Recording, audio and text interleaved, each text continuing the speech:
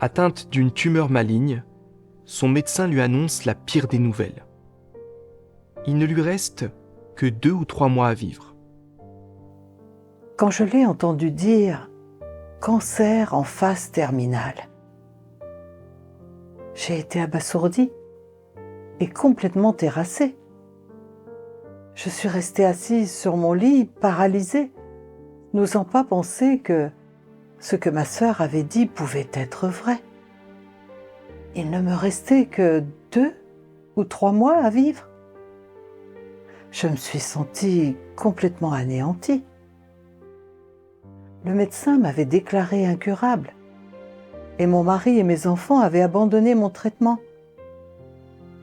Que restait-il à faire à part attendre la mort? Au moment où j'étais le plus vulnérable, mes proches m'ont mise de côté.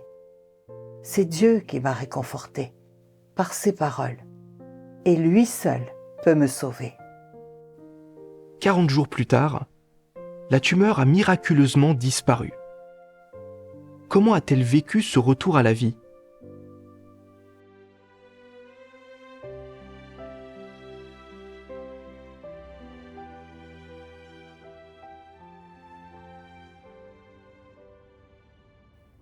Allongée dans mon lit d'hôpital, je me demandais comment j'avais pu formuler de telles exigences déraisonnables quand j'étais tombée malade. Après avoir réfléchi et cherché, j'ai compris que c'était principalement dû au fait que je ne comprenais pas le tempérament juste de Dieu. Plus tard, j'ai lu ce passage des paroles de Dieu. La justice n'est en aucun cas l'équité ou le fait d'être raisonnable. Il ne s'agit pas d'égalitarisme, ni de t'accorder ce que tu mérites, selon le volume de travail que tu as accompli, ni de te payer pour le type de travail que tu as réalisé, ni de te donner ton dû d'après les efforts que tu as déployés. Cela n'est pas la justice. C'est simplement être équitable et raisonnable. Très peu de gens sont capables de connaître le tempérament juste de Dieu. Supposez que Dieu ait éliminé Job après que Job lui a rendu témoignage. Cela aurait-il été juste? En fait, cela l'aurait été. Pourquoi appelle-t-on cela la justice? Comment les gens envisagent-ils la justice? Si quelque chose est conforme aux notions des gens, il leur est très facile de dire que Dieu est juste. En revanche, s'ils ne considèrent pas que cela soit conforme à leurs notions, si c'est quelque chose qu'ils sont incapables de concevoir, alors il leur serait difficile de dire que Dieu est juste. Si Dieu avait détruit Job à l'époque, les gens n'auraient pas dit qu'il était juste. En réalité, que les hommes aient été corrompus ou non, et qu'ils l'aient été profondément ou non, Dieu doit-il se justifier quand il les détruit? Devrait-il expliquer aux gens sur quelle base il agit ainsi? Dieu doit-il dire aux gens quelle loi il a ordonnée? Il n'y a pas lieu. Aux yeux de Dieu, une personne qui est corrompue et qui est susceptible de s'opposer à lui est dénuée de toute valeur. La manière dont Dieu la traite sera toujours appropriée, et il s'agit toujours des arrangements de Dieu. Si tu étais déplaisant à ses yeux, et s'il disait qu'il n'avait que faire de toi après ton témoignage, et que par conséquent, il te détruisait, serait-ce là aussi sa justice? Absolument.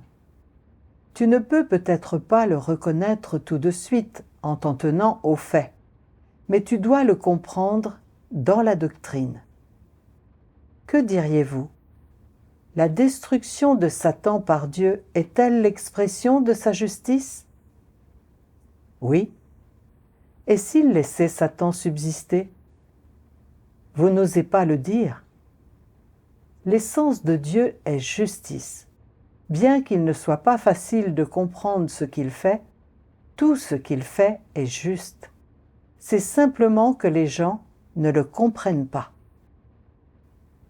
À travers les paroles de Dieu, j'ai réalisé que je pensais à la justice de Dieu d'après mes propres notions et ma propre imagination. Je pensais que je croyais en Dieu, que j'avais payé de lourds prix, que je m'étais dépensé, que j'avais souffert en prison sans trahir Dieu, et que j'avais tenu bon en témoignant de lui, et donc qu'il devait me protéger d'une maladie mortelle. Quant aux incroyants que Dieu ne protégeait pas, il était normal qu'ils attrapent un cancer. Je croyais que c'était la justice de Dieu. Quand Dieu n'a pas agi conformément à mes notions et que j'ai contracté une maladie mortelle, j'ai eu l'impression que tout ce que j'avais dépensé n'avait pas été rétribué, que Dieu m'avait fait du mal. Et donc, j'ai eu beaucoup de plaintes et d'incompréhension vis-à-vis de Dieu. J'ai constaté que ma compréhension de la justice de Dieu ne différait pas de la compréhension transactionnelle des incroyants. Je pensais que je devais être dédommagé pour tout mon travail et que c'était injuste si je n'obtenais pas ce qui m'était dû. Après avoir lu les paroles de Dieu, j'ai appris que l'essence même de Dieu était la justice. Tout ce que Dieu fait est investi de sa volonté et de sa sagesse. Je ne pouvais pas évaluer ma situation en me basant sur des apparences superficielles et des notions. Cela conduirait à des erreurs et j'aurais tendance à juger Dieu et à lui résister. Je croyais que tomber malade était un désastre. Mais la volonté de Dieu était derrière cette maladie. Si je n'avais pas été exposée à ça, je n'aurais pas pris conscience de mon manque d'humanité et de raison. Dès lors que les actes de Dieu ne correspondaient pas à mes notions, je commençais à argumenter et protester. Je n'étais pas soumise à Dieu, ni ne le révérais. L'expérience de cette maladie m'a montré ma vraie stature et m'a permis d'abandonner mes exigences déraisonnables envers Dieu. Loué soit Dieu. Il a fait des merveilles et est véritablement sage. Dans le passé, je ne connaissais pas Dieu et j'évaluais son tempérament juste en me basant sur mes propres points de vue. Combien j'étais aveugle et ignorante au sujet de Dieu. Dieu est le Seigneur de toute la création. Mais je suis simplement un minuscule être créé. Il a raison de me traiter comme bon lui semble. En outre, je considérais ma foi comme une transaction et formulais des exigences déraisonnables à Dieu. Même si je devais mourir, cela aussi relèverait de la justice de Dieu. Je n'aurais pas dû me plaindre au sujet de Dieu. Peu importait le choix de Dieu, que je vive ou que je meure, l'un et l'autre conviendrait. Je devais me soumettre aux arrangements de Dieu. Telle était la raison dont je devais être doté. Après avoir acquis une certaine connaissance du tempérament juste de Dieu, j'y ai vu beaucoup plus clair et j'ai cessé de me plaindre de Dieu et de mal le comprendre. Peu importe la manière dont Dieu me traitait, je ne me plaignais pas et j'étais capable de me soumettre. Par la suite, j'ai appris comment considérer ma propre mortalité en lisant les paroles de Dieu, et je n'ai plus craint la mort. Les paroles de Dieu disent « Si une personne a été dans le monde pendant quelques décennies, mais n'a pas compris l'origine de la vie humaine, ni reconnu entre quelles mains reposait le destin humain, alors il n'est pas étonnant qu'elle ne soit pas capable d'affronter tranquillement la mort. Une personne qui a gagné, pendant ces décennies d'expérience de vie humaine, la connaissance de la souveraineté du Créateur, est une personne qui a une appréciation correcte du sens et de la valeur de la vie. Une telle personne a une connaissance approfondie du but de la vie, une expérience et une compréhension réelle de la souveraineté du Créateur, et au-delà de cela, elle est capable de se soumettre à l'autorité du Créateur. Une telle personne comprend le sens de la création de l'humanité par Dieu, comprend que l'homme devrait adorer le Créateur, que tout ce que l'homme possède vient du Créateur et retournera vers lui un jour dans un avenir proche. Une personne de ce genre comprend que le Créateur arrange la naissance de l'homme et a la souveraineté sur la mort de l'homme, et que la vie et la mort sont prédestinées par l'autorité du Créateur.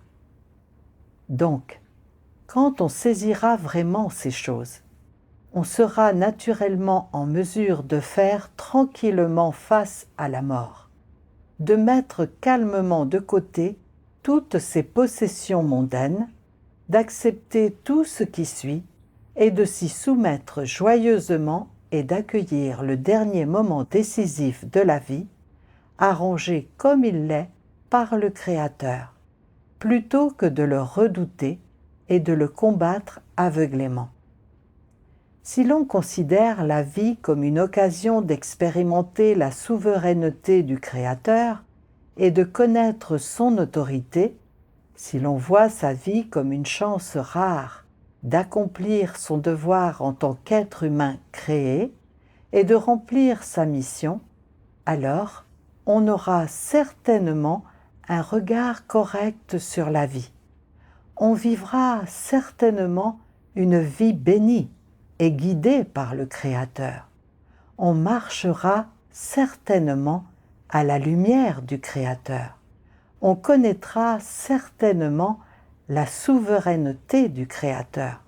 On se soumettra certainement à sa domination et l'on témoignera certainement de ses actes miraculeux et de son autorité.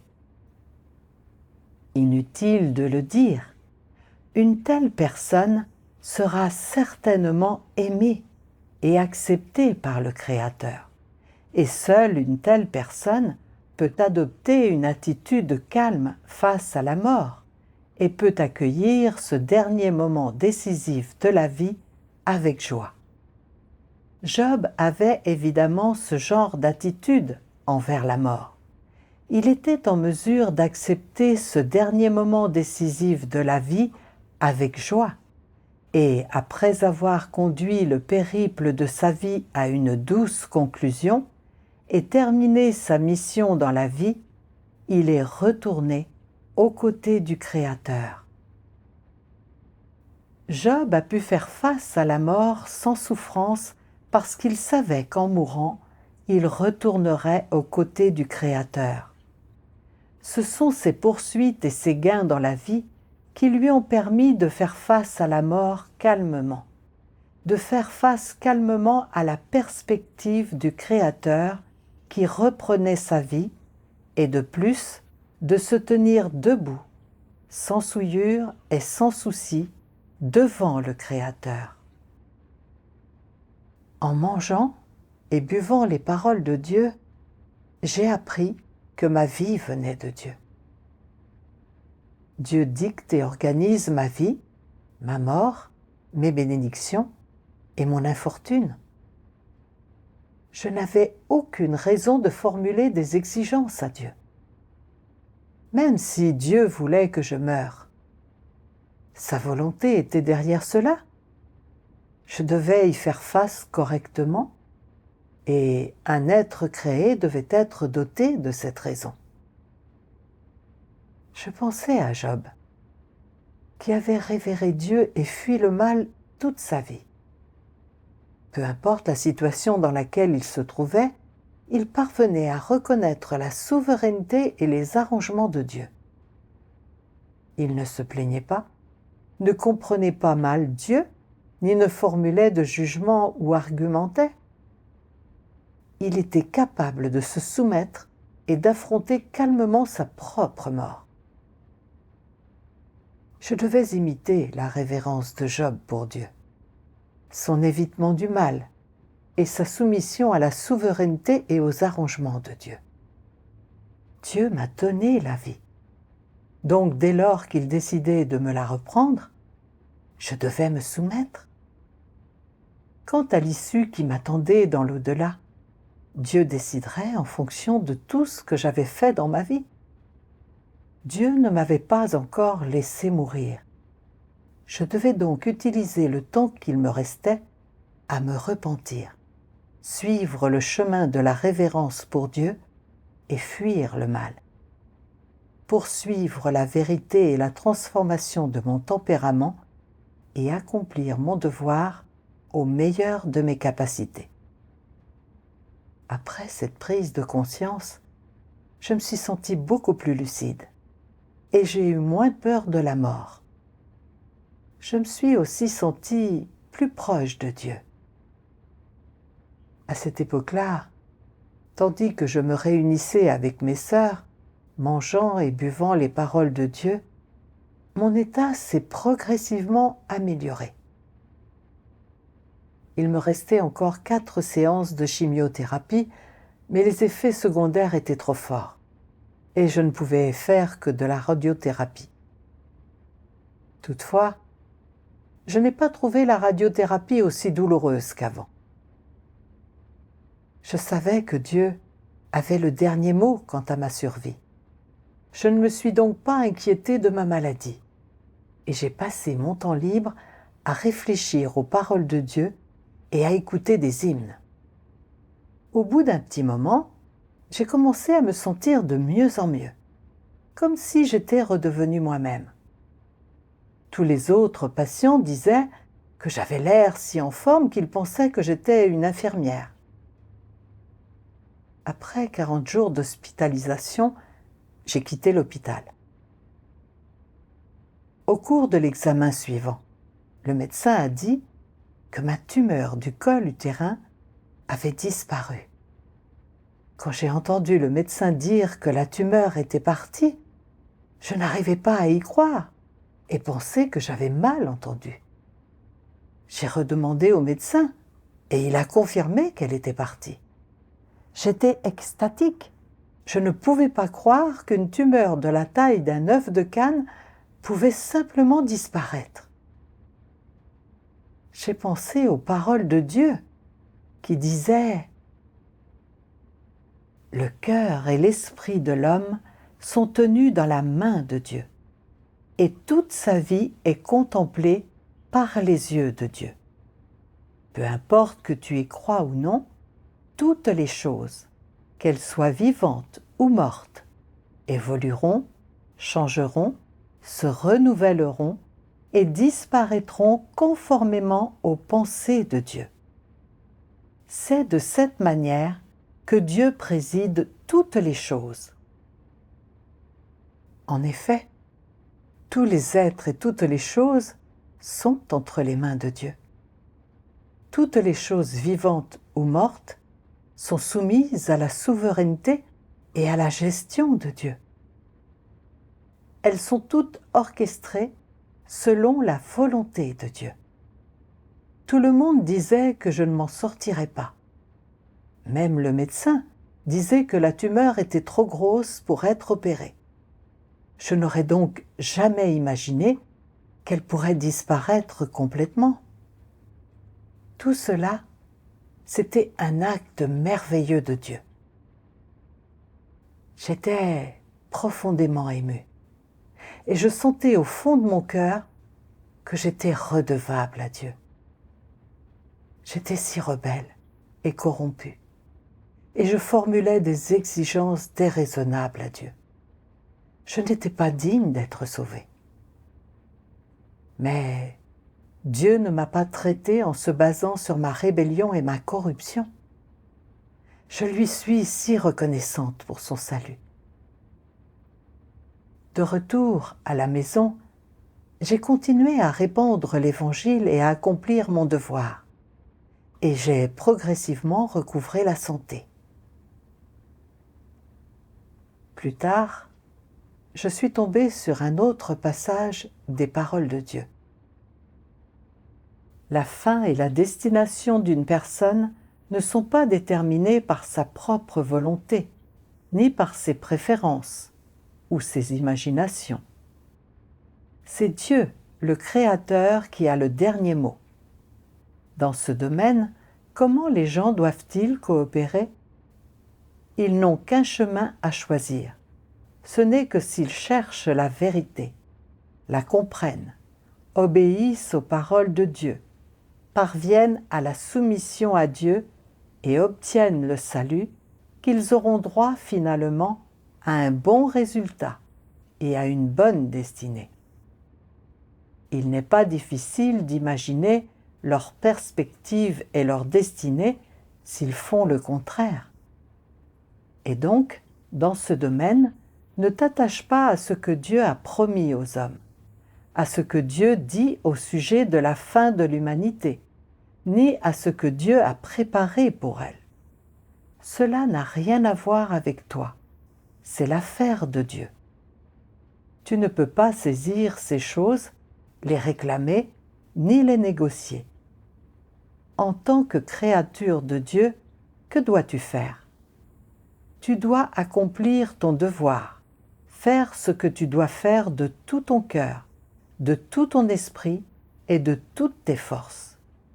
Le reste, ce qui concerne les perspectives et le destin, et la destination future de l'humanité, ce n'est pas quelque chose que tu peux décider.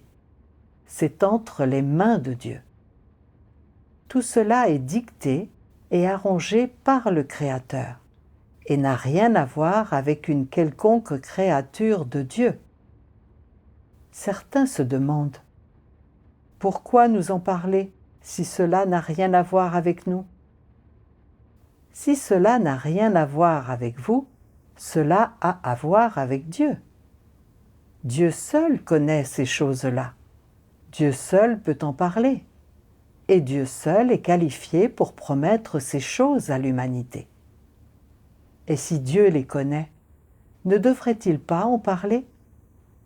C'est une erreur que de poursuivre tes perspectives et ton destin alors que tu ne sais pas en quoi ils consistent. Dieu ne t'a pas demandé de les poursuivre. Il t'informait seulement. Si tu fais l'erreur de croire que c'est l'objectif que Dieu te demande de poursuivre, alors tu es totalement déraisonnable et tu ne possèdes pas l'esprit d'une humanité normale. C'est assez que d'être au courant de tout ce que Dieu promet.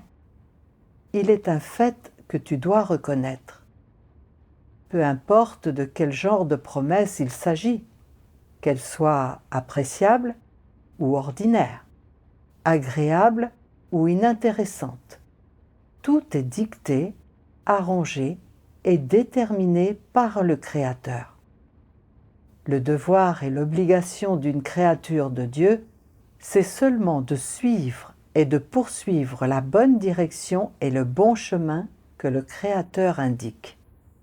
Quant à ce que tu obtiens en fin de compte et à la part des promesses de Dieu que tu reçois, tout cela dépend de ta poursuite, du chemin que tu suis et de ce qui est dicté par le Créateur. À travers ces paroles de Dieu, j'ai appris que mon issue et ma destination finale ne seraient pas déterminées par la prière, ni obtenues par le marchandage avec Dieu. Au contraire, Dieu déterminerait ma fin en se basant sur ma poursuite, mes actes et le chemin que j'aurai emprunté. mais je n'avais pas poursuivi la vérité et ne comprenais pas le tempérament de Dieu. Quand j'ai vu Dieu accorder aux gens une destination glorieuse, j'ai pensé que tant que je poursuivais assidûment, que j'accomplissais mon devoir, que j'étais capable de souffrir et payer un prix, et que je continuais à accomplir mon devoir quelles que soient les persécutions et difficultés rencontrées, je serais sauvé et demeurerais. Ces années-là, inlassablement, j'avais cherché et lutté pour ma fin et ma destination, en me basant sur mes propres croyances et désirs. J'avais suivi le chemin de Paul. Si je continuais comme ça, non seulement je n'aurais pas une bonne destination, mais je serais exposé et chassé, car mon tempérament corrompu n'avait pas été purifié. J'ai finalement guéri du cancer. Dieu ne m'a pas laissé mourir et m'a laissé une chance de me repentir. C'est le salut de Dieu. Je me suis dit, à l'avenir, je dois poursuivre la vérité et la transformation de mon tempérament. Je ne peux pas continuer à marchander avec Dieu pour obtenir des bénédictions. Je dois être une personne dotée d'humanité et de raison, qui se soumet à Dieu. Que la fin que Dieu me réserve soit bonne ou mauvaise, c'est à Dieu de décider. Ce que je dois poursuivre, c'est la vérité et la transformation de mon tempérament. 9 ans ont passé et je ne suis jamais retombée malade. À travers cette expérience, j'ai découvert que même si cette maladie avait menacé ma vie, Dieu n'a jamais souhaité me priver de ma vie ou de mon avenir. Dieu s'est servi de cette maladie pour me purifier et me transformer, révéler les impuretés dans ma foi et transformer certaines de mes notions absurdes. Cela m'a aussi permis d'acquérir un vrai savoir et une vraie expérience de la toute-puissance et la souveraineté de Dieu, d'avoir la bonne attitude face à la vie et la mort et de me soumettre. Pour moi, cette maladie a été la manière pour Dieu de me prodiguer la grâce et de m'accorder le salut. Tout comme le dit Dieu, si les gens ont vraiment foi en Dieu dans leur cœur, ils doivent d'abord savoir que la durée de vie d'une personne se trouve entre les mains de Dieu. Le moment où une personne naît et meurt est prédéterminé par Dieu. Quand Dieu donne une maladie aux gens, il y a une raison derrière cela. Il y a du sens. Les gens ont l'impression qu'il s'agit d'une maladie, mais dans les faits, ce qu'ils ont reçu, c'est la grâce et non la maladie. Les gens doivent tout d'abord reconnaître ce fait et en être certains, et le prendre au sérieux.